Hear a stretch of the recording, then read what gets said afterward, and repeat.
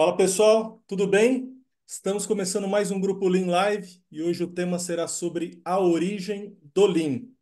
Esse é um tema já que muitos de vocês me pediram e o convite mais que especial para o Ferro, que é uma honra tê-lo aqui. Bom, eu sou o Bruno, fundador do Grupo Lean, e tenho a honra de receber para essa live o Ferro.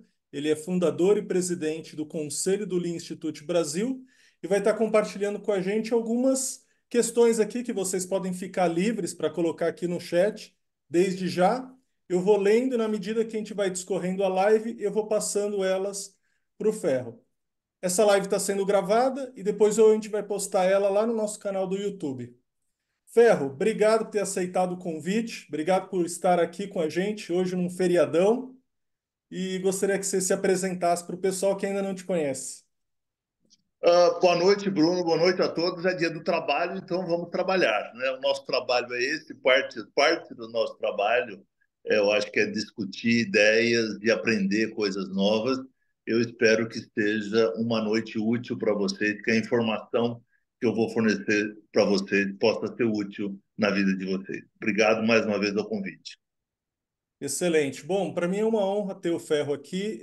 O início da minha jornada em Lean foi lá em meados de 2001, 2002 e foi justamente com o pessoal do LIB. E naquela época foi com o Flavinho, Flávio Batalha. E de lá para cá já tive diversas oportunidades de, inclusive, fazer trabalhos junto com o Lean Institute, participar de muitos workshops, participar do Lean Summit também, palestrar no Lean Summit. Então, a gente, para o pessoal que é apaixonado pelo Lean e conhece da história do Lean no Brasil, sabe toda a responsabilidade aí e a importância que o Lean Institute tem na nossa comunidade. Bom, Ferro, e aí eu queria começar então a nossa live perguntando para você contar um pouquinho de como que você iniciou o seu estudo com o OMAC e qual que foi a motivação para focar esse estudo, né, no MIT? Qual que foi a motivação para focar na cadeia automotiva e não em outros setores da economia? Bruno, uma ótima pergunta. Você sabe que na vida da gente as coisas a maior parte das coisas acontecem por acaso. As grandes decisões, os grandes fatos que impactam a vida da gente acontecem porque acontecem, né? São oportunidades que surgem, algumas delas você abandona, outras você acaba abarcando, né? E o meu envolvimento no projeto de pesquisa no MIT foi uma casualidade, né?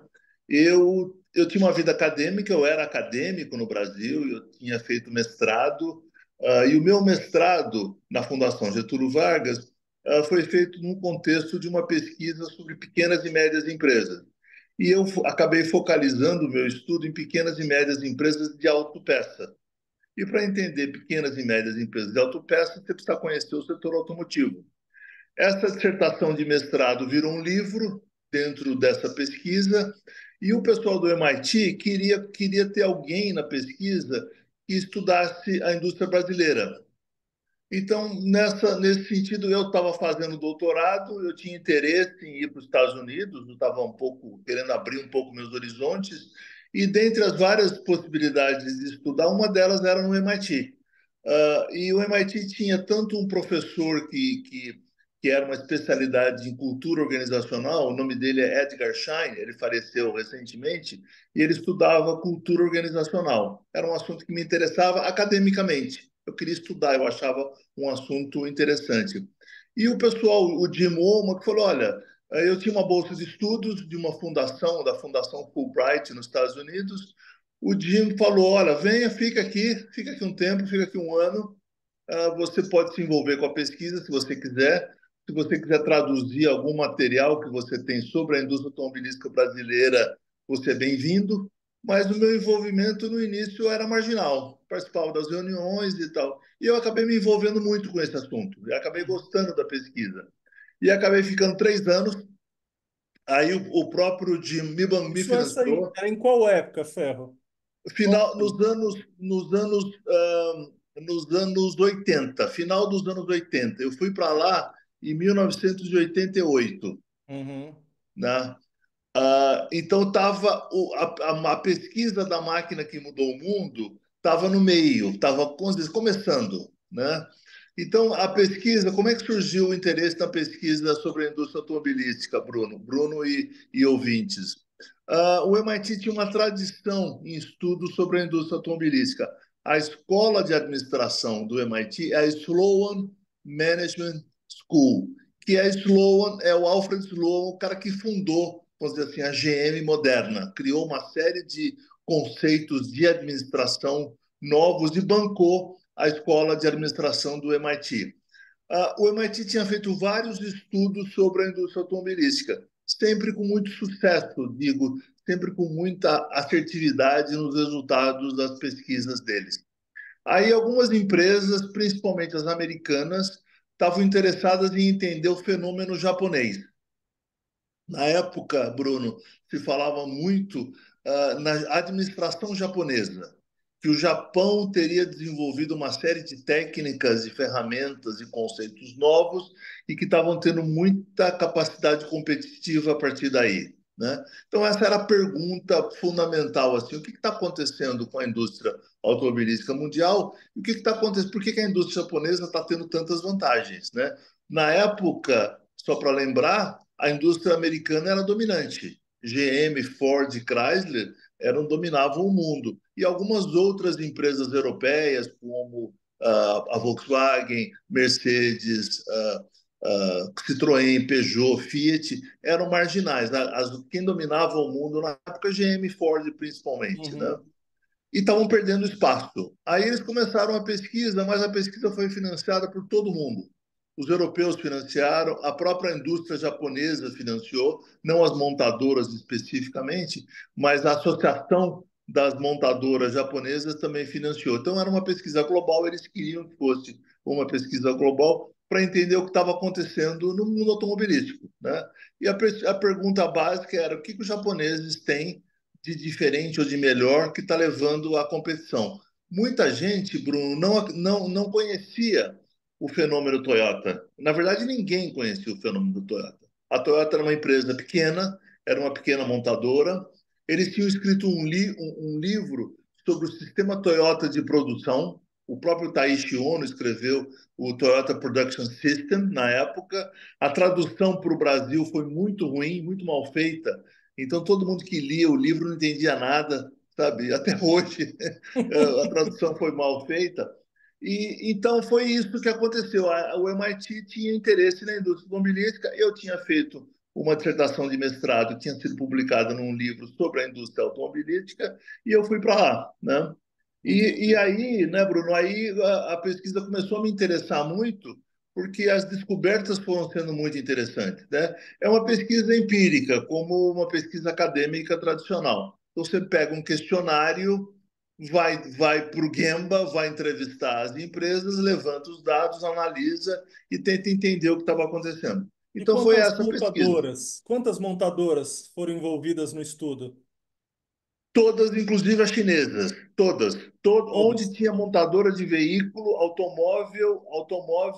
Só assim, é importante, não tinha caminhão e ônibus e não tinha agrícola, não tinha tratores. Todas as montadoras de veículos foram envolvidas, inclusive as chinesas, que eram pequenininhas na época, mas foram as coreanas, japonesas, as que estavam no Brasil, né? Todas as grandes empresas foram envolvidas, Quer né? dizer, eles fizeram a respeito de matriz e também das filiais, no caso no Brasil. Todas, todas. Inclusive, assim, o pesquisador que estava fazendo o estudo da fábrica, por exemplo, ele veio aqui, passou 10 dias aqui, eu tive junto com ele, nós visitamos todas as empresas para checar os dados que ele passou, para ir no campo, medir coisas. Então, a gente fez isso com tudo que precisava de Gemba, né? Foi feito. Todas as foram 90, foram mais de que eles coletaram os dados, foram 90 montadoras, mas eles levantaram dados de umas 110. Dessas 110, 20 foram eliminadas por dúvidas sobre o método, sobre a maneira como as montadoras preencheram, né? E no Brasil, além de você, mais alguém participou? Não, fui o único brasileiro, foi o único brasileiro que participou. Não tinha mais ninguém. Uma pena, porque poderia ter sido um aprendizado importante. Né? E durou quanto tempo esse estudo até chegar a O uma estudo, conclusão? o estudo durou 5 anos, tá certo? Eu participei de três, vamos dizer assim, né? Ele culminou com a publicação do livro A Máquina que Mudou o Mundo, que a gente está relançando agora. Eu não tenho o livro aqui comigo para mostrar, mas acho que depois o Bruno pode tirar uma foto da capa da nova edição, uma Claro. nova edição atualizada. Então, a pesquisa foram sendo feitos vários papers para compartilhar o aprendizado e para permitir que fossem testadas algumas ideias, né? E é interessante que eu tive agora, em março, no Summit do LI, do Lean Enterprise Institute, e quem foi convidado foi o John Krafcik. O John Krafcik foi o pesquisador que fez a pesquisa que a gente chama das montadoras. O livro, para quem não leu o livro, ele tem, vamos dizer assim, 5 partes básicas, né? Ele fala do sistema de desenvolvimento de produto, do sistema de produção, do sistema de relação com fornecedores, relação com clientes e gestão de modo geral. Mas antes do livro ser lançado, a gente estava buscando um nome.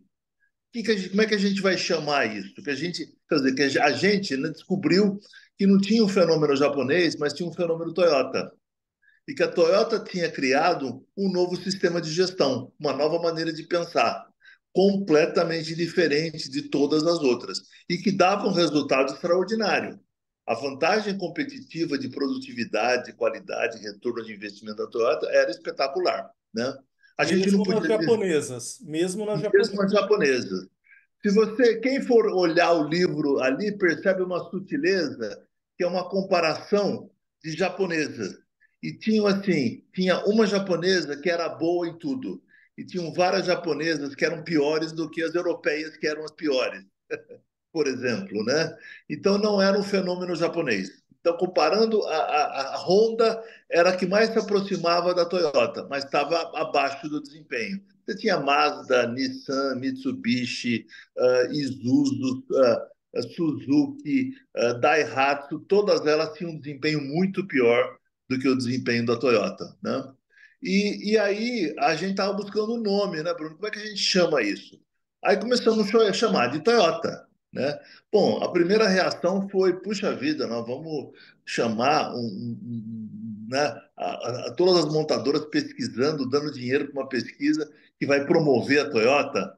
Não, mas não é a Toyota empresa, é o sistema da Toyota. Mesmo a Toyota tem dificuldades de implementar o sistema dela, né? Aí o pessoal falava, não, vai aparecer como propaganda da Toyota. As próprias japonesas não queriam. Falando, não, é chato, né? Estamos financiando uma pesquisa e vai aparecer o nome. Então, começamos a buscar um nome. Aí o John Craft, esse pesquisador que fez a pesquisa das montadoras, ele era estudante do MIT, de mestrado, ele escreveu um paper. Ele falou, vamos testar a palavra Lean, né? Então, a palavra Lean era uma palavra que tinha surgido dentro do grupo de pesquisa como uma possível palavra que pudesse representar esse fenômeno. Que fenômeno é esse? Tinha uma empresa que tinha desenvolvido um sistema de gestão extraordinariamente superior, que era diferente de tudo que as outras empresas faziam. A gente vamos dar um nome para isso, né? Aí ele deu o nome de Lean. E ele estava muito focalizado do Lean do lado da manufatura. Tanto é que a pesquisa dele foi na manufatura e o título do artigo dele era Lean Manufacturing, uma nova dieta para a indústria americana. Então ele usou o diet com o lean, né? E muita gente falava, não, mas o lean vai dar uma ideia de reduzir, de enxugar, de cortar. Já tinha essa percepção naquele Tinha essa momento. dúvida. A gente não sabia. Primeiro, a gente não sabia, né, Bruno, se esse termo lean ia colar, né? Aham, Né? Mas quando ele lançou o artigo, foi um sucesso o artigo dele. Todo mundo falou é linha, é linha, é linha, é linha, é linha, mesmo tendo uma assim, imperfeição, né? Ele não representa todo o fenômeno. O Lean fala do lado desperdício, valor. aham. Ok, mas e o resto? E o Sim. desenvolvimento de pessoas? E o estilo de liderança? E a gestão? E o pensamento? Então ele não pega, não captura tudo, né? Mas ele capturou a imaginação das pessoas na época. E aí, na hora de escrever o livro, que o Jim Woma, que praticamente sozinho escreveu o livro, que era essa combinação dessas várias pesquisas, ele chamou de Lean porque era o termo que mais capturou, vamos dizer, a imaginação das pessoas, né? Quando o livro foi lançado, o Lean era um termo novo. A gente não sabia se ia colar ou não. Pode ser que sim, pode ser que não. Mas a gente tinha evidência, pelo impacto que o livro teve nas pessoas que leram, no setor automobilístico, a gente percebeu que a gente estava construindo um negócio realmente impactante, né? Mesmo antes do livro ser lançado, nos Estados Unidos, o pessoal falava: olha, essas conclusões que a gente está chegando vão ter um impacto muito grande no setor, porque todo mundo ficava bobo. Os líderes das montadoras, todos eles, antes da pesquisa acabar, o presidente da Volkswagen chamou todo mundo, o Jim Womack, chamou todos os líderes da pesquisa e falou: venham aqui explicar essa pesquisa, porque a minha empresa não aceita esses dados e eles não concordam com as conclusões, né? Então estava um impacto, estava um burburinho, assim, Uau! entendeu? E a primeira Essa reação, eu ia todas te elas. perguntar sobre isso, a respeito do se o pessoal tinha, se vocês tinham essa impressão que era ali um momento disruptivo. A gente tinha uma sensação, a gente tinha Aham, uma sensação, mas a gente não sabia, na verdade, se isso ia acontecer. Então, quando o livro estava indo para a publicação, já tinham versões originais, todos os presidentes das montadoras foram atrás da pesquisa e entendi. sempre com negação, denial. Ah, veja bem, essa medida aqui, não sei o quê, denial, né? Então demorou um tempo assim. A Mercedes ameaçou processar o MIT, para você ter uma Uau! ideia. A GM ameaçou proibir o livro de ser lançado, mesmo que não tivesse nenhuma Menção, menção a nome de empresa, que né? coisa. É, um press conference, como é que fala? Uma press conference, como é que fala? Abriram para a imprensa para divulgar o livro e foi Uhum. muita gente na Europa e foi na Alemanha, né? Essa abertura para a imprensa, o lançamento do livro. E tem um capítulo do livro, para quem não leu, ele compara duas empresas fabricantes de automóveis de luxo, né? E era Lexus e Mercedes. E a diferença de produtividade e de qualidade era 5 para 1. Uau! A Lexus era 5 vezes superior à Mercedes, né? Mas não citava quais eram as empresas, Sim, né? sim. Aí lá alguém perguntou para um dos pesquisadores que empresa que era, e a resposta foi: não posso dizer, né? Aí alguém falou: seria a Mercedes? Algum alemão curioso para pôr fogo no circo, né? ah, Perguntou: seria a Mercedes? E aí o pesquisador não falou nem sim nem não. O que deu a entender que seria a Mercedes. Na verdade, era a Mercedes. Sim, sim, E a sim. Mercedes ameaçou processar o MIT, teve que chamar advogado, e a Mercedes pagou para sair a pesquisa. A É, GM ameaçou também impedir a sobre isso que liberação eu da queria pesquisa. perguntar, inclusive, as montadoras pagaram, elas subsidiaram esse estudo, e o que que elas receberam?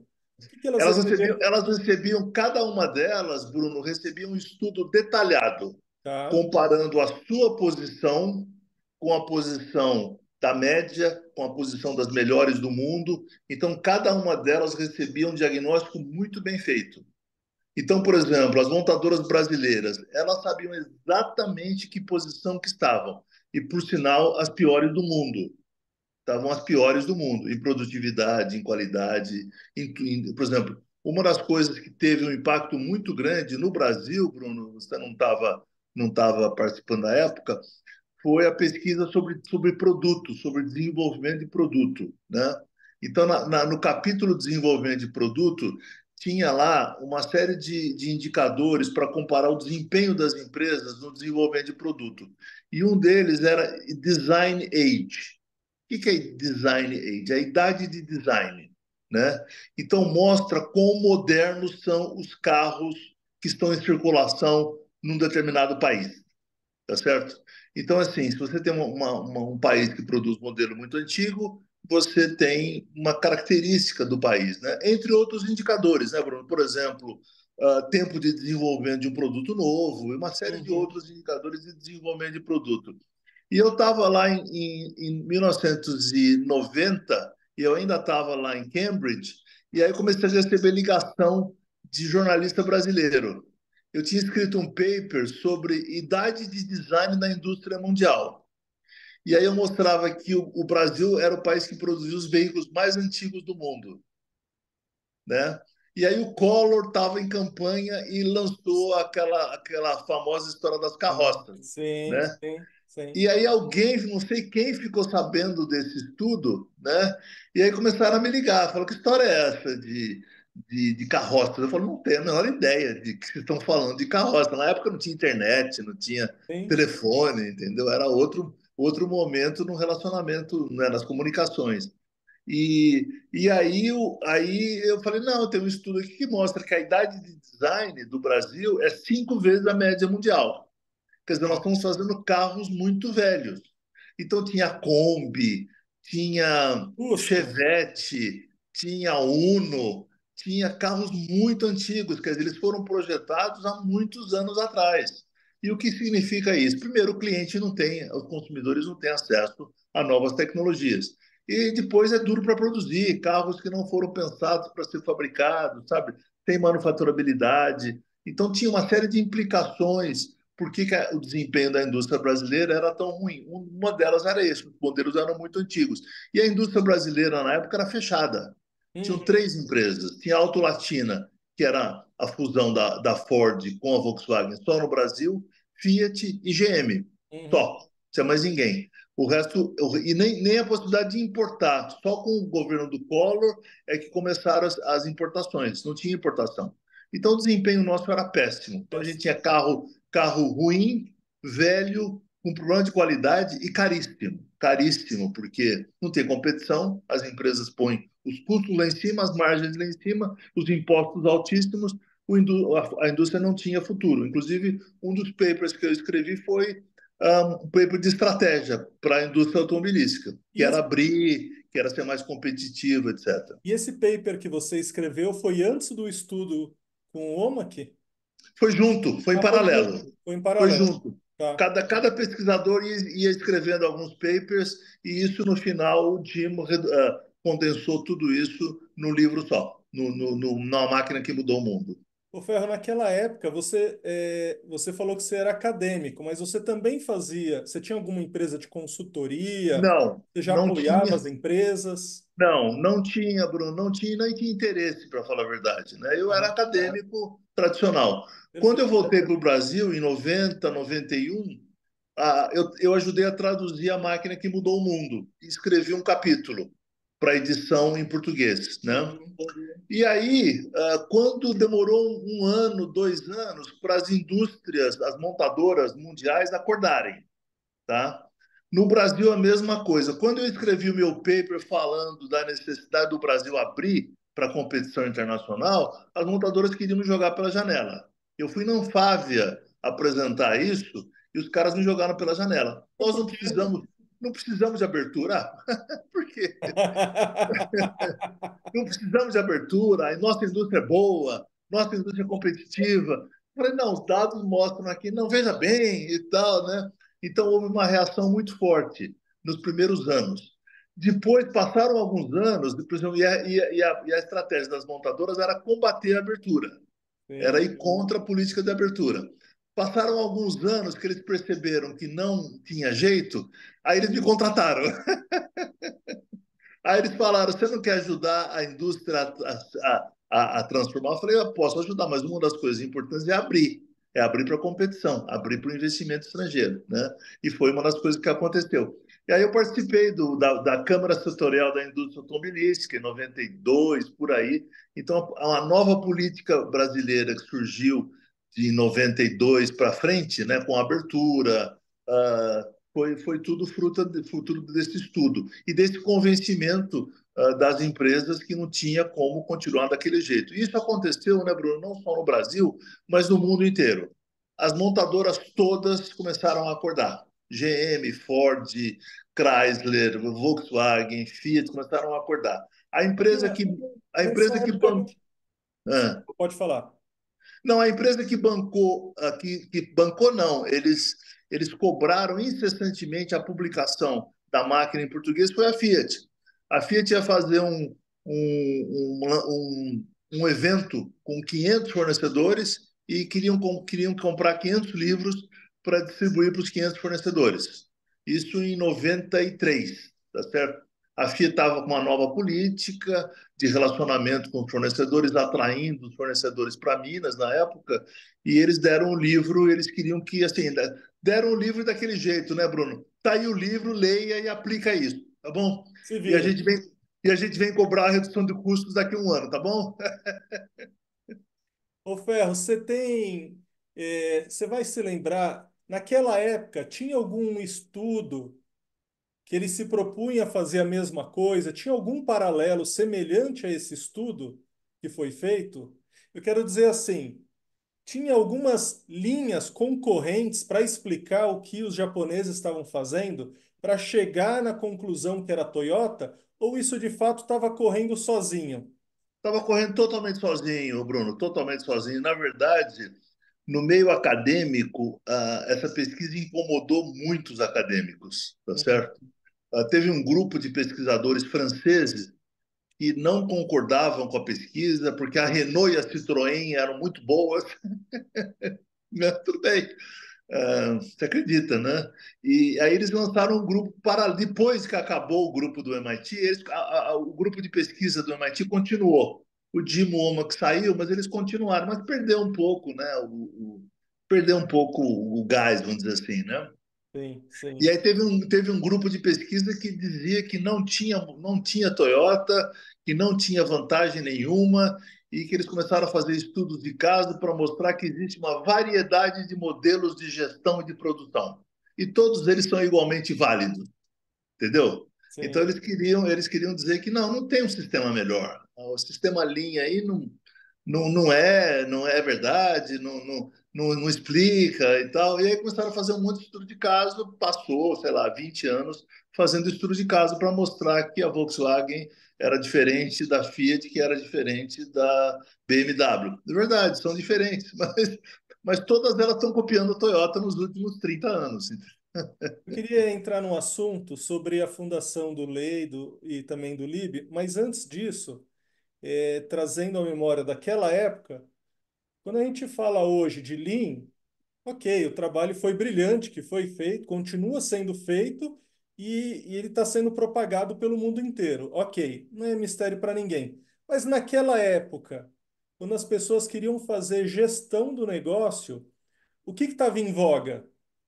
Na época estava em voga a reengenharia, era a grande moda. A grande moda era a reengenharia, que estava no auge, tinha sido lançado, tinham dois autores, dois americanos, que eu inclusive conheci um deles, trabalhava no mesmo prédio lá em Cambridge, sobre reengenharia. Não sei se você lembra da reengenharia. Sim, Né? sim, Era a grande moda, era vamos reengenheirar. A reengenharia era uma mudança de processos introduzindo novas tecnologias, né? O livro Reengenharia começava, era reengenharia de processos. O livro começava com uma história da Mazda e da Ford, como a Mazda tinha mudado os processos e tal. Então era a grande onda da época, era a grande moda. E também a grande moda que estava, vamos dizer assim, estava já um pouco decaindo, era a moda da qualidade total, né? Então tinha um movimento mundial de qualidade e qualidade total aparecia como uma das modelos de gestão, né? Deixa eu ver se eu lembro mais alguma coisa. Ah, eu acho que eram essas as duas grandes, vamos dizer assim. E na época era muito visto como modismo, né? Moda, uma coisa sim. passageira e tal, né? Mas era reengenharia e qualidade total. Eram as grandes paradigmas assim de gestão, né? Bom, foi o início da minha carreira ali, no início dos anos 2000, foi quando eu tive o impacto pelo Lean, aprendendo com vocês do Instituto. E eu lembro que naquela época, as pessoas que eu conversava, elas ainda tinham muitas características negativas a respeito Isso, da reengenharia. Então, isso, havia uma confusão ali muito isso. forte que o Lean, por ser enxuto, por ser magro, na verdade era uma reengenharia com outro nome. Isso. E era totalmente diferente, né, Bruno? Totalmente Sim, diferente. sim, Depois, essa confusão continuou, né? Essa dificuldade de entender o Lean continuou. depois quando veio o pessoal do Seis Sigma, né? Aí surgiu a GE, o Jack Welch, e lançou o Seis Sigma. O Seis Sigma entrou um pouco vamos dizer assim, nessa queda da reengenharia, então entrou o modelo do Jack Welch, né? Com o Seis Sigma, que era um modelo, né, que pegava um pouco de qualidade, do movimento de qualidade, né, junto com um pouco essa reengenharia, mudar processos e tal. Então, durante muito tempo, e houve essa confusão, né? Houve essa confusão. O Seis Sigma deu um boom e tal. A gente sempre se separou, a gente nunca misturamos. Olha, é outra abordagem, é outra coisa. Quem quiser aprender, ótimo. Quem quiser usar, ótimo, né?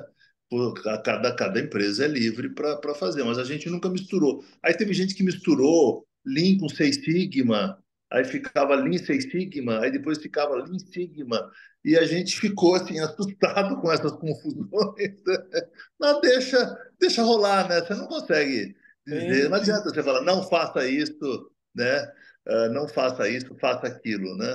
sim. Mas e agora é interessante, eu não sei se você está acompanhando a GE, né?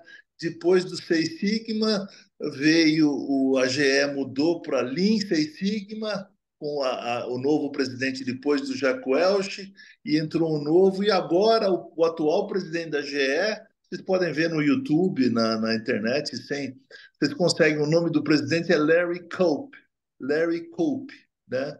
E ele assim, ele não fala, e a GE enxugou, né? A GE vai virar só uma divisão a GE é um dos maiores grupos da história da economia americana. Foi um grupo industrial extremamente bem sucedido, diversificado, com atuação em muitos setores. Agora eles estão em aeroespacial, né, principalmente turbinas, e ele publicou recentemente um vídeo sobre o Lean. Ele estava falando do Lean, que não é só processo, e dizendo que a maneira como a GE implementou esses programas de melhoria, sem ter essa visão um pouco mais ampla do Lean, foi um dos problemas que a GE teve durante muito tempo, né? Então, Perfeito. assim, então é um pouco isso. Mas em termos a gente ficou meio isolado, vamos dizer assim. Sim. Né? Não teve. Do ponto de vista de pesquisa, a única coisa que veio depois da máquina foi o Jeff Liker escrevendo aquelas séries Toyota Way, Sim. né? Então, o Jeff ele teve acesso à Toyota e a Toyota tinha interesse, na verdade, assim, o Jeff não diz isso claramente, mas a gente sabe que a Toyota bancou a pesquisa, abriu para ele para pesquisar, Uhum. abriu tudo, né, para pesquisar, porque a Toyota queria divulgar o Toyota Way, que era a nova maneira da Toyota identificar o seu sistema, né? Perfeito. Então depois disso teve o Toyota Way que vai além do TPS, que era o que a Toyota tinha, que era o Toyota Production System, né? Então Sim. a série de livros do Jeff Liker sobre o Toyota Way foi uma contribuição adicional, vamos dizer assim, nesse corpo de conhecimento sobre o Lean e sobre a Toyota. Bom, em pouco tempo a gente já discorreu de uma história aqui maravilhosa e tem muitas outras perguntas aqui que eu quero fazer para ti. E a próxima é o seguinte: ok, fez o estudo, descobriu, aí teve muita negação, teve muita perplexidade. Só que agora, qual é o próximo passo? O que fazer com todo esse material? Porque se a gente volta lá para aquela década, ali não tinha VSM, One Piece Flow, não tinha o manualzinho, o livro que a gente ia comprar lá e ia aplicar. Como que Sei. nasceu aí elaborar tudo isso, fazer essa tradução do que a Toyota estava produzindo ali com a fundação do Lean Enterprise e com o Lean Institute? Conta um pouquinho para a Tá. gente essa história. Legal. Quando a pesquisa acabou, né, o Jim Womack não quis continuar com a indústria automobilística, né? Ele falou, não, eu vou continuar estudando, mas eu acho que o Jim colocou a missão dele muito mais aplicar os conceitos que a gente tinha descoberto no mundo, inclusive em outros setores, né? Então ele não queria continuar pesquisando. Ele queria, olha, já descobrimos um monte de coisa. Então o benefício para a sociedade é como é que a gente aplica isso, né? Então durante alguns anos ele tinha uma empresa de consultoria.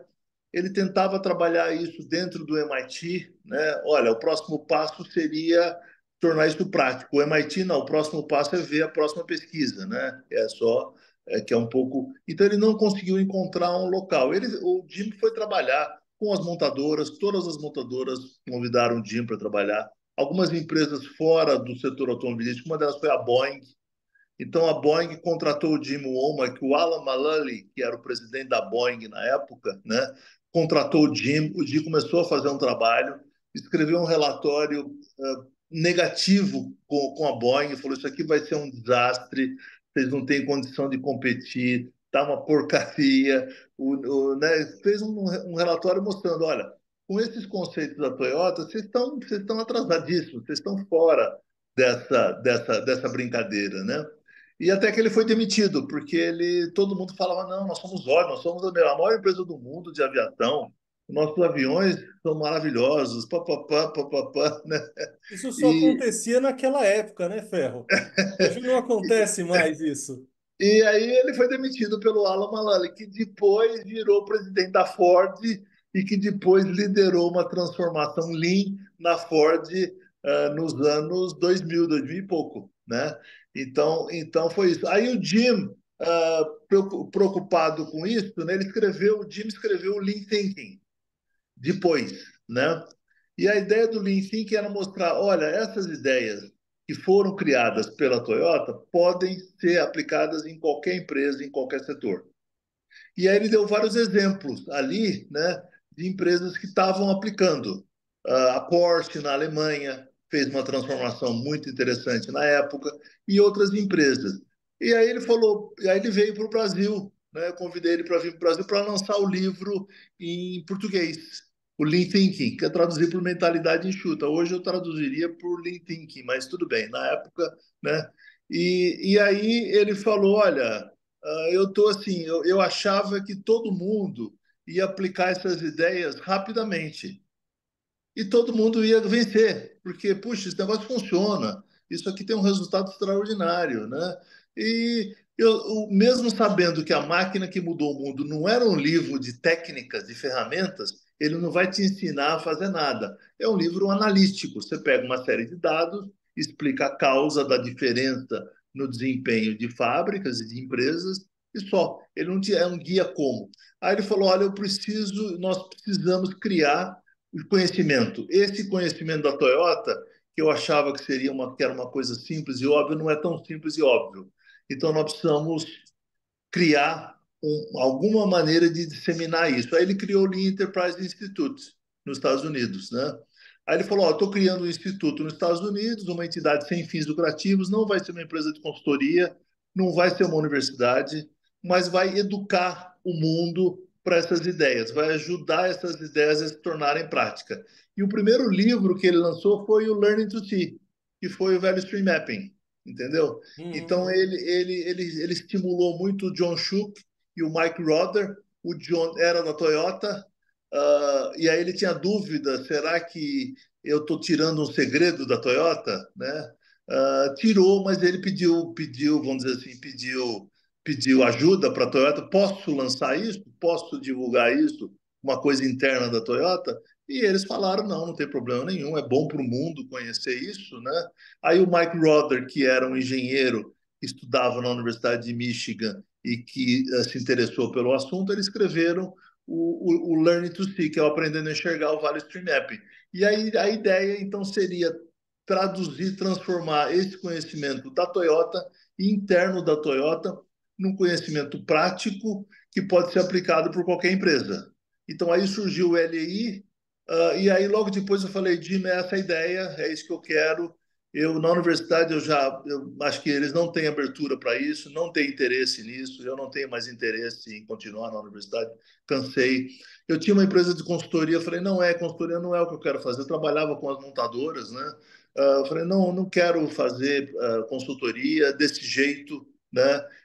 Trabalhar na ideia de difundir o conhecimento para gerar um movimento para gerar uma onda de transformação nas empresas, é o que eu gostaria de fazer. E aí ele criou o LEI e menos de um ano depois eu criei o LIB, seguindo mais ou menos independente, totalmente independente, mas seguindo mais ou menos a mesma orientação. Se eu não me engano, foi o primeiro instituto do mundo, né? Fora do Depois Lean do LEI, Enterprise.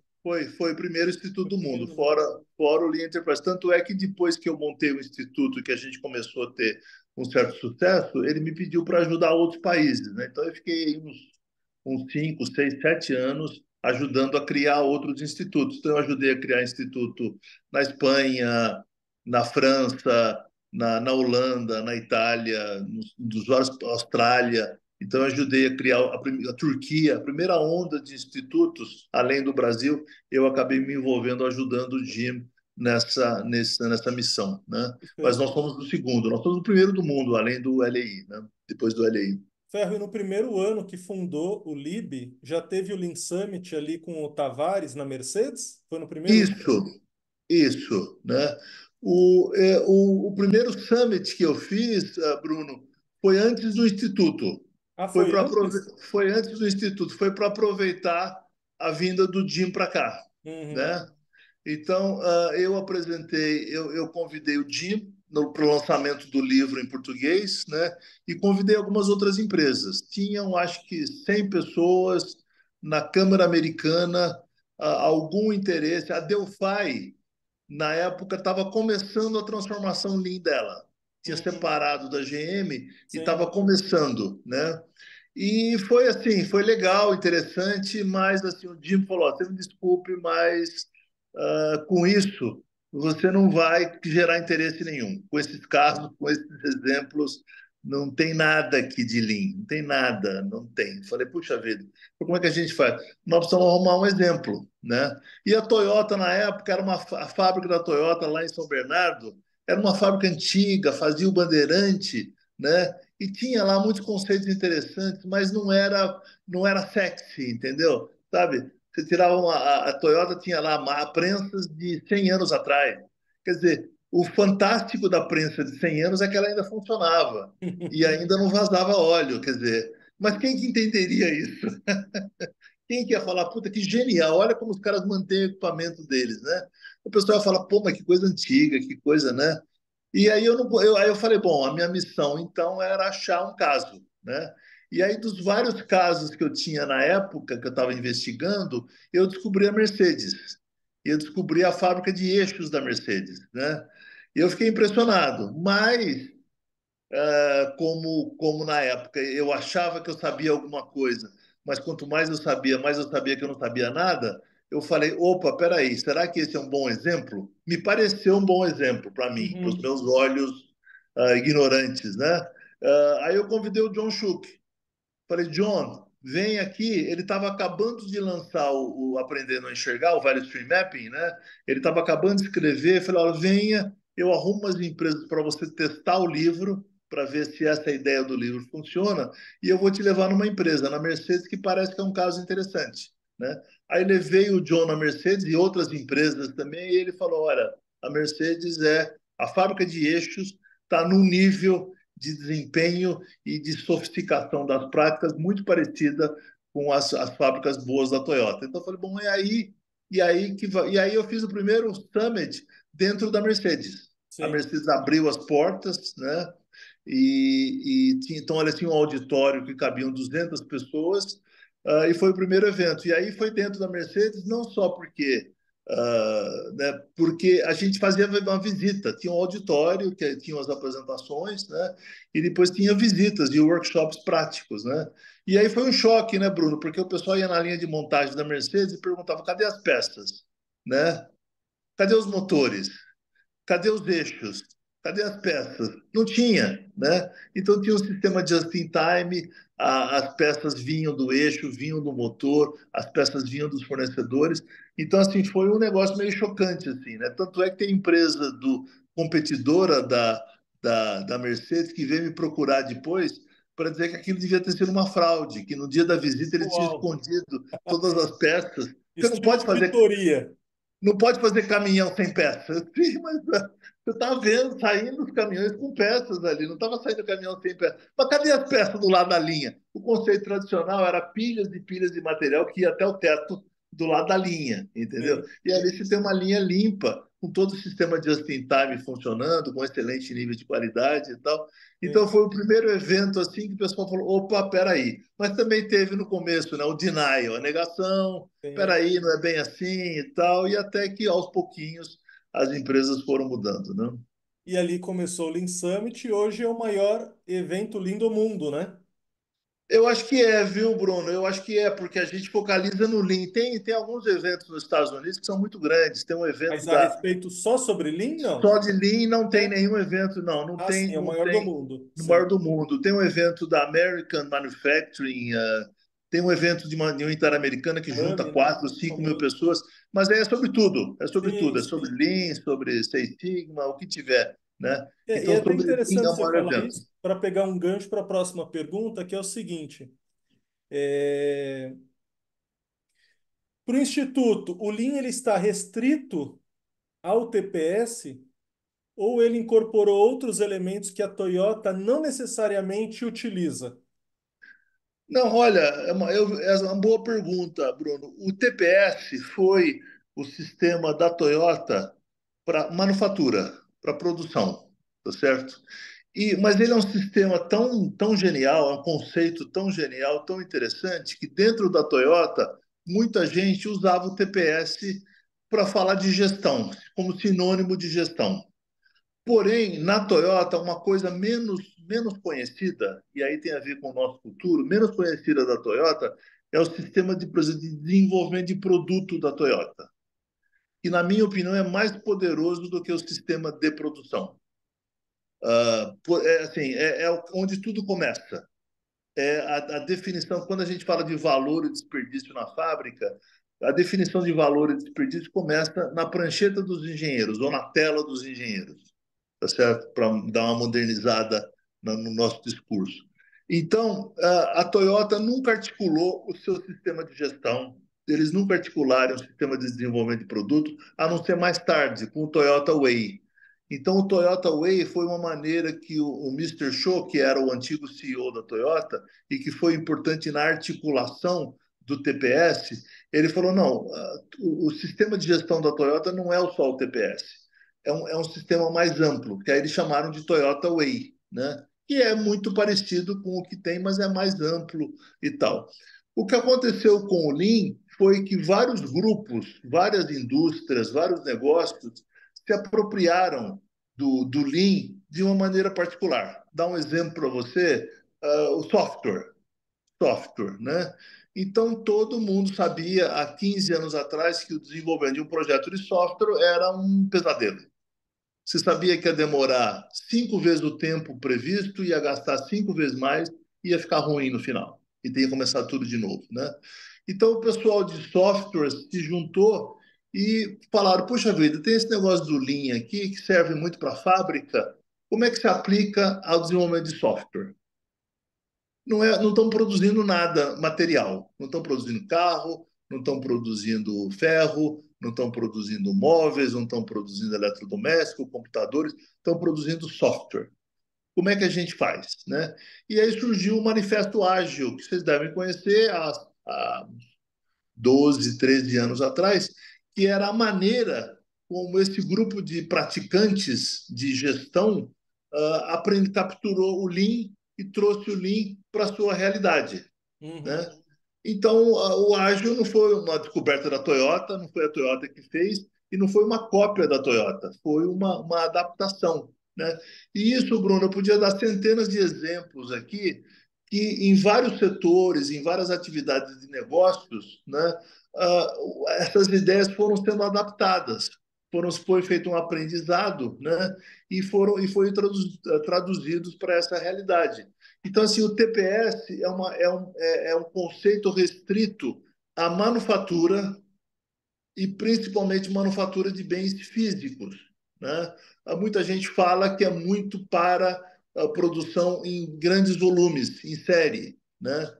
se você produzir em menor escala, mas a gente viu que não. Por exemplo, você pode produzir aviões usando o TPS, você pode produzir máquinas, você pode produzir navios. As ideias vão ser, as ferramentas e as técnicas vão ser diferentes, né? Então, assim, tem uma confusão do que é linha e o que é TPS. Então, assim, pensando em TPS, a gestão da Toyota é muito mais do que produção.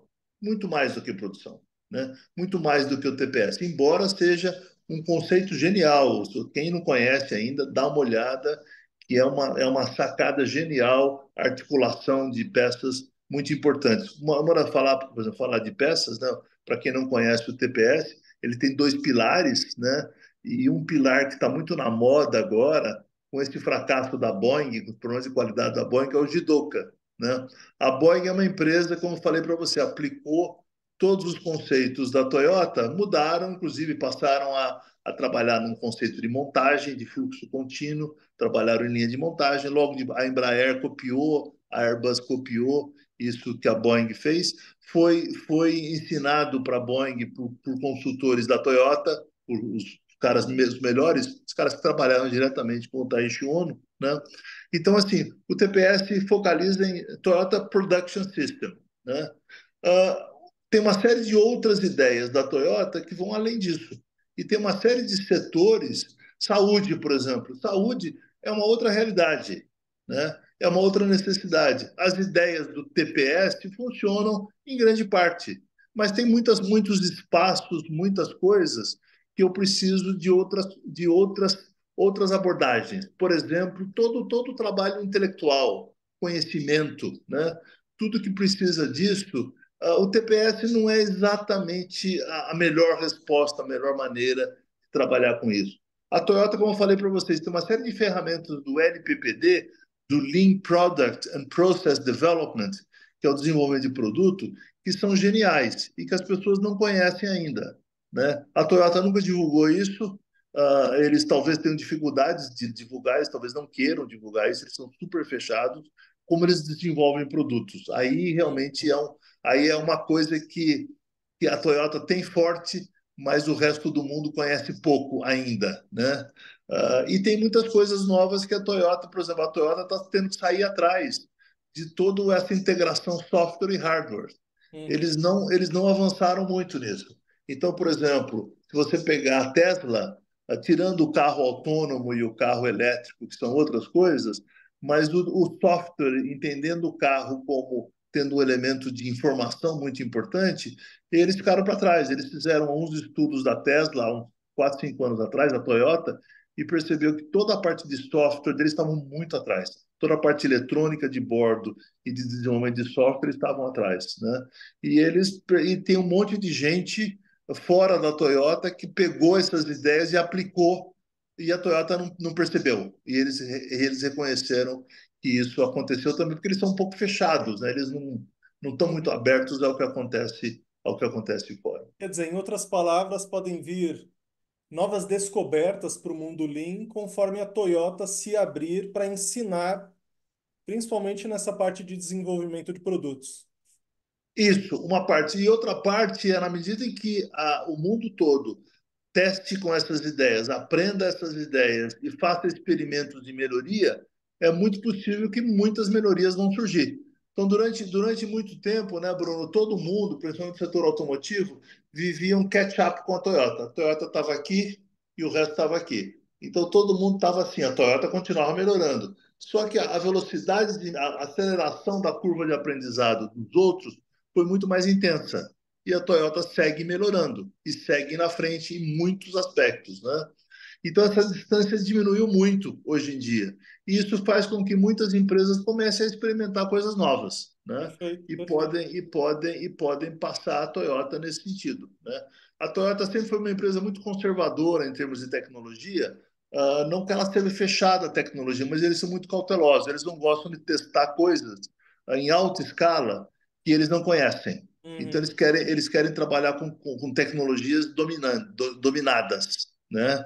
Então, isso faz com que a velocidade deles seja menor nesse aspecto, né? Perfeito. Mas é uma opção, né? Aquele livro do Kahneman, Devagar para ir mais rápido, né? É um pouco o que eles adotam, devagar para ir mais rápido, para aprender, testar, experimentar, para depois ir mais rápido. Se você lança uma tecnologia onde você não tem muito conhecimento, você não tem uma tecnologia estável, dominada, eles acham que é um risco muito grande, é uma perda muito grande. Perfeito. É a opção deles. Eu vou colocar algumas outras perguntas aqui para ti. A gente já está chegando no final da live e logo no final eu vou passar algumas perguntas também que o pessoal colocou aqui para ti. Mas já das últimas para colocar para você, eu queria falar sobre os paradigmas do Lean no Brasil. Então, a gente falou aqui, ó, fez o estudo, uma tentativa de explicar o que o TPS, a Toyota, faz.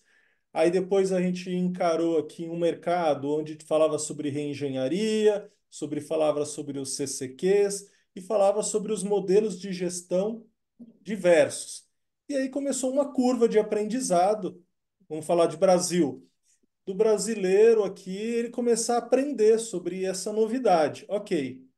Só que hoje, passado aí esse tempo, é muito comum a gente ver que em muitas empresas o Lean ele cresceu muito, agora ele começou a ser reduzido e começou a ganhar muito espaço a excelência operacional, que é um grande guarda-chuva onde você coloca, onde cabe debaixo dele o Lean, cabe o Six Sigma, cabe a reengenharia se quiser, cabe tudo aquilo que você quiser dentro desse sistema.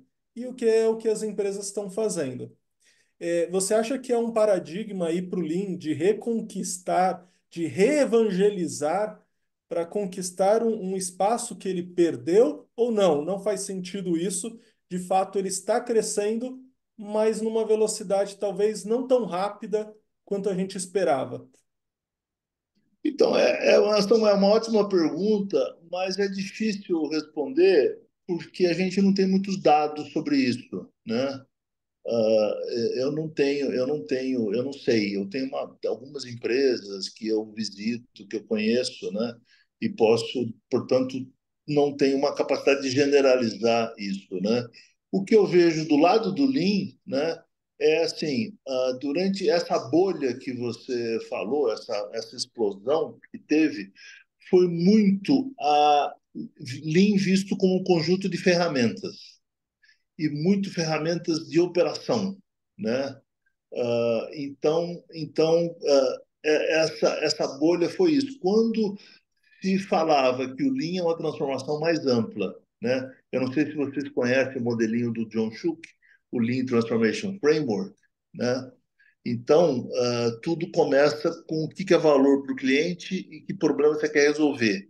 Depois, quais melhorias de processos, qual a capacitação das pessoas, qual o sistema de gestão, qual é o estilo de liderança e o pensamento básico, quando as empresas veem aquilo, elas falam: Oh my God, quer dizer que eu vou ter que mudar a maneira que eu lidero? Quer dizer que eu vou ter que mudar o meu sistema de gestão?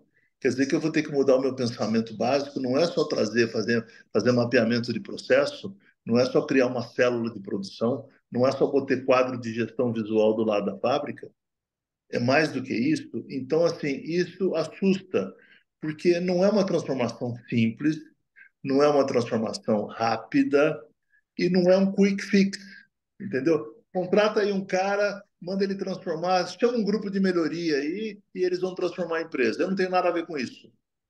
Não, não é bem assim. Vai começar com você, né? E aí, opa, peraí, né? Peraí, como é que é? Né? Então, assim, frente àquilo que hoje a gente entende, né? Hoje eu digo, nesses últimos anos, esse modelinho do John, que foi uma grande contribuição, é quase que um FEMEA da transformação Lean, né? Ele fala, se você não fizer essas 5 coisas, você não vai ter sucesso, né? Então, se você introduzir um monte de ferramenta na sua fábrica, você vai ter um sucesso da fábrica, vai ter uma melhoria no desempenho da fábrica, e é só isso que você vai ter.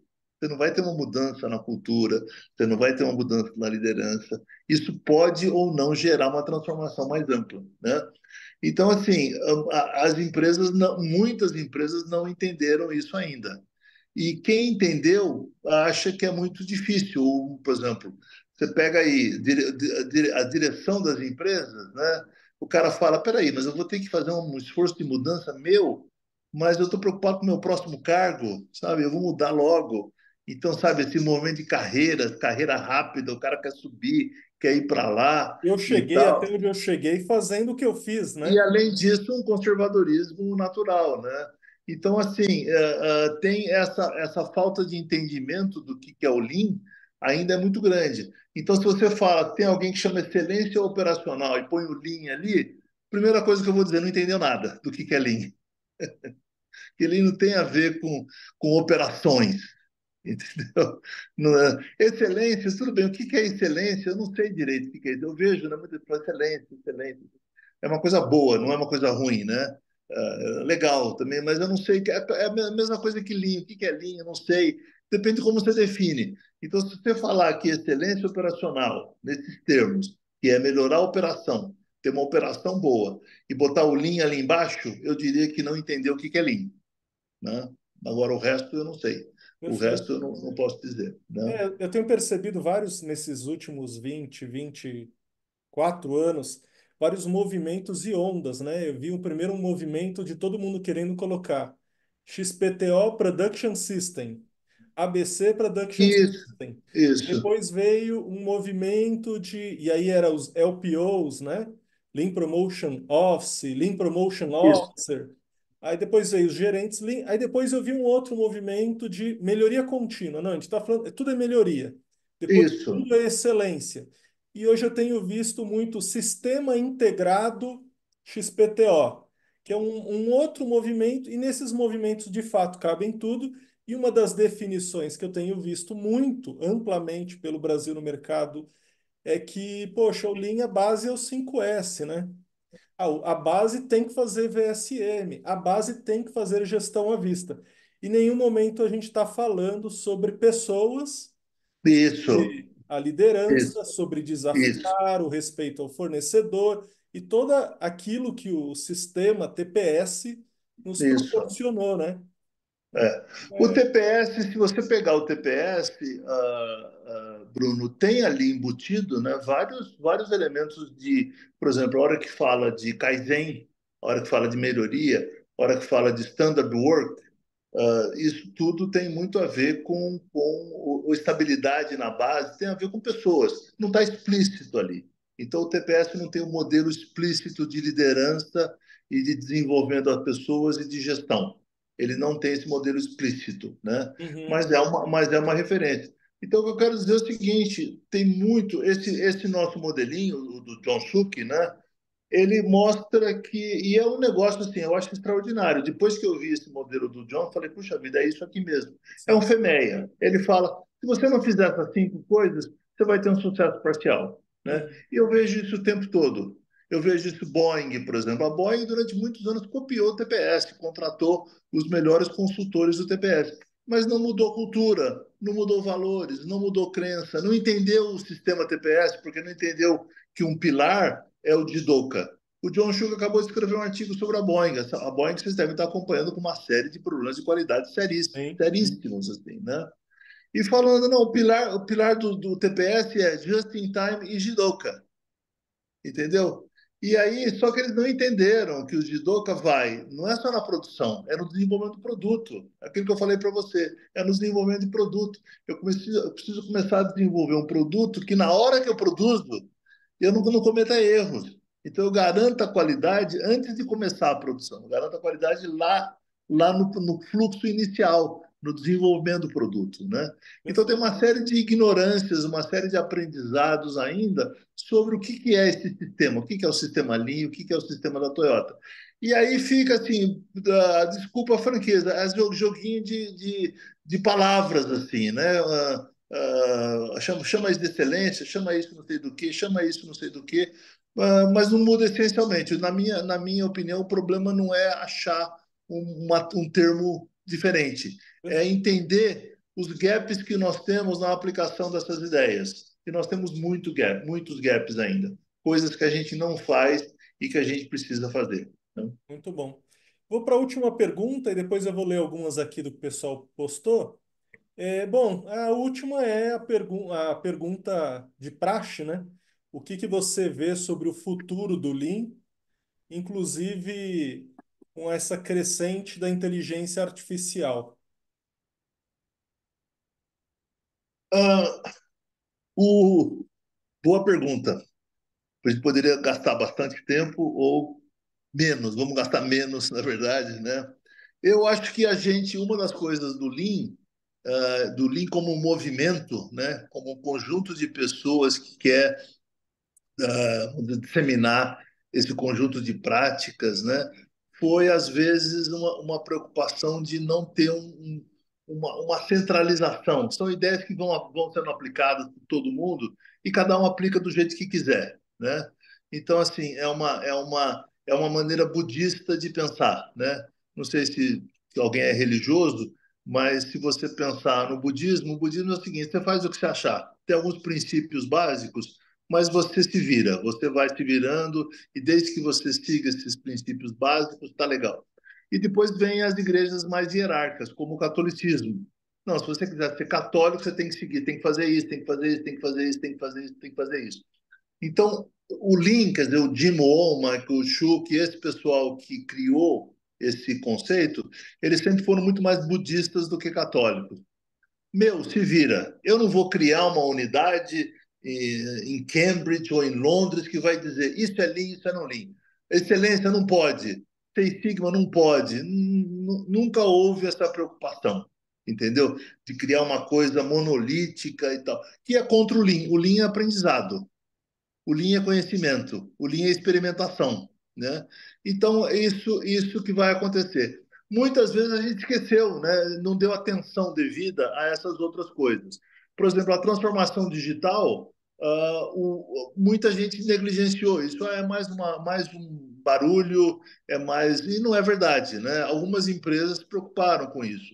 Inteligência artificial é a mesma coisa. Tem uma empresa que eu trabalho muito com eles, é uma empresa de Campinas, que sempre participa, o César Gon, que é o fundador da empresa CIT, né? Eles eram uma empresa de software, todo o movimento de transformação da produção de software eles participaram, todo esse movimento de transformação digital, trabalharam com grandes empresas, grandes bancos, tem um papel importante. Eu estou trabalhando com o César exatamente para pensar como é que a gente pode aproveitar a inteligência artificial dentro de um paradigma Lean, né? O que a gente vê na transformação digital, Bruno, nas empresas, é bilhões de dinheiro jogados fora. Bilhões de coisas que tem uma solução. Qual o problema que eu preciso resolver? Então eu vou digitalizar tudo. Digitalizar o quê? Para resolver qual o problema, né? Ah, não, temos uma tecnologia nova, digital, eu preciso usar para tudo. Não, peraí, não é bem assim, entendeu? Então a inteligência artificial, eu não sei ainda, né? Mas pode correr o mesmo risco. As empresas jogam muito dinheiro fora, né? Durante 5 ou 6 anos, cara, o budget que foi nas grandes empresas, criaram um vice-presidente de transformação digital e deram bilhões em algumas empresas para fazer o quê? Não sei, vamos fazer um teste. Mas a maneira de experimentar não é a maneira Lean de experimentar. A maneira Lean de experimentar tem um problema. Quais Sim. são as alternativas? A maneira não Lean de experimentar é: tá aqui o dinheiro, se vira, veja se isso se aplica de alguma forma em algum lugar, Uhum. né? Então, a transformação digital, a gente viu isso. Novas tecnologias, tá, meu, tá aqui o dinheiro, se vira e aplica isso em algum lugar. Não é a maneira Lean de fazer. Então, a inteligência artificial pode estar caminhando para a mesma coisa, né? Então, a gente sempre começa com a pergunta básica do Lean: qual o problema que eu preciso resolver? E se eu tiver uma solução baseada em inteligência artificial, ótimo. Se não, se eu precisar usar uma bicicleta, eu vou usar uma bicicleta, não vou usar inteligência artificial, né? Então, a gente avançou muito no Lean, Bruno, mas ainda as coisas básicas como essa, eu só penso em alguma coisa, em tomar alguma ação, fazer uma iniciativa, fazer um investimento, desde que eu tenha um problema para resolver. E um problema é um gap que eu preciso quantificar. Se o meu problema for não ter alguma coisa, eu não entendi nada. Então, assim, entendimento do que é um problema e o que é uma contramedida, o que é uma solução, ainda nós não chegamos lá, infelizmente. Então, o pessoal sai, né? Jump to conclusion, jump to solution. Mais digital, transformação digital na empresa inteira. E você vai ver lá o que tem, cara. Ah, estou usando o celular para. Mas peraí, mas isso é o WhatsApp. O WhatsApp também faz grupinho para. Então, acho que é isso. O básico, infelizmente, o básico, o fundamento do Lean, ainda nós não conseguimos, na grande maioria das empresas, passar. Essa é a nossa, eu diria que, em parte, Bruno, é a nossa falha, é a nossa É. culpa, a nossa responsabilidade. A gente talvez não foi capaz de educar, né? Hum. E quando eu vejo assim, as empresas jogando um monte de dinheiro em busca de soluções, sem entender qual o problema que vai resolver, eu falo, meu Deus, começar tudo de novo. Muito bom, vamos lá. Bom, a primeira aqui já é uma curiosidade, hein? O Eduardo quer saber qual é o seu carro. Seu carro é um Toyota ou não, Ferro? Não quer dizer que eu sempre tive só Toyotas, né? No momento é um híbrido da Toyota, é um RAV4, Muito que aliás bom. é o carro mais vendido do ano passado, né? Aceito, aliás, ele está novinho, aceito ofertas. Eu estou pensando em trocar, mas é um híbrido. Eu adoro essa tecnologia híbrido, eu acho genial. Não vou entrar no carro elétrico ainda, vou continuar com o híbrido. Perfeito. O Tarcísio, ele coloca aqui para você falar um pouquinho sobre a influência da inteligência artificial no Lean. Foi o que você acabou de comentar, né? Estamos estudando, estamos estudando. O César Gomes já escreveu um artiguinho, para quem está interessado em algumas ideias iniciais do César, ele escreveu um artigo naquela revista do MIT Sloan Management Review, há uns meses atrás, e nós estamos aí pensando em começar a escrever um artiguinho sobre isso, né? A gente não sabe ainda, é um mundo novo, mas os princípios são os mesmos, os princípios vão ser os mesmos, não vai ser muito diferente daquilo que a gente Uhum. sempre vê. Qual o problema? A pergunta é qual o problema que a inteligência artificial vai resolver? Perfeito. É Ah, essa. o Alexandre coloca aqui, ó, gostaria de fazer uma pergunta. Hoje temos o conceito e filosofia Lean sofrendo muitas mutações e recebendo o nome do Lean. Como o professor Ferro avalia os riscos associados à superficialidade no qual o termo Lean vem sendo aplicado?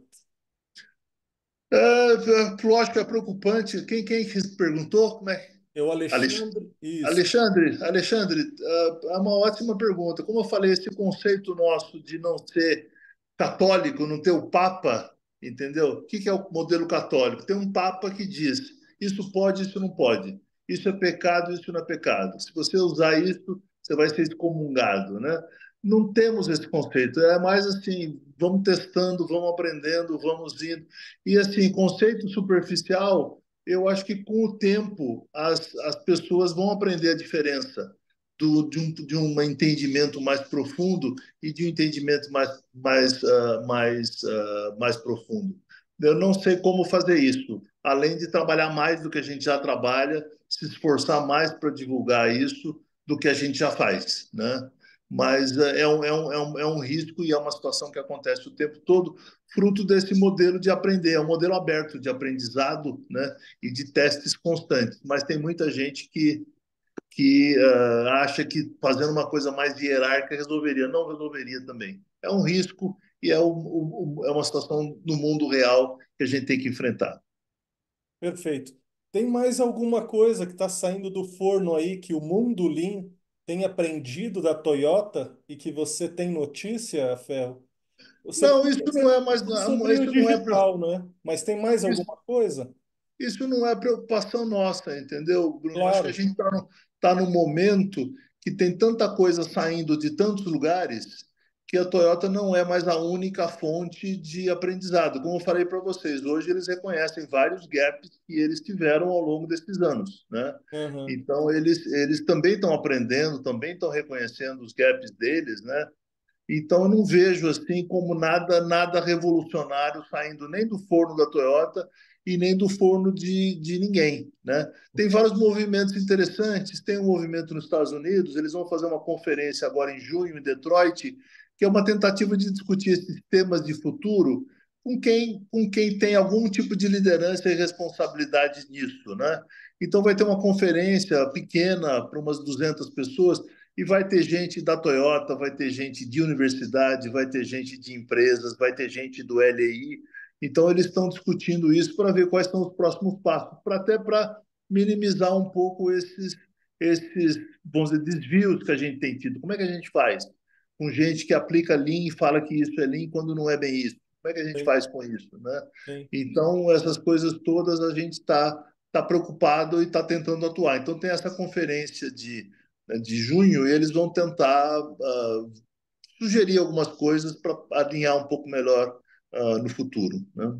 Bom, o Celso pergunta aqui para ti: quais melhores empresas Lean no Brasil? No Brasil, puxa vida, eu tenho os meus projetos com empresas hoje em dia estão muito fora do Brasil, empresas globais, e eu tenho feito muito trabalho de desenvolvimento de produto e transformação assim do negócio completa, que eu não teria. Por exemplo, eu acho que, tirando as empresas multinacionais, que têm uma uma tradição e uma proposta particular. Se a gente pensar nas grandes empresas nacionais, né, até onde eu acompanhei, né, e vi bastante coisas interessantes em empresas nacionais, vamos pensar em empresas nacionais. Embraer tem boas práticas, tinha boas práticas, eu não sei como é que está agora. O Itaú tem boas práticas.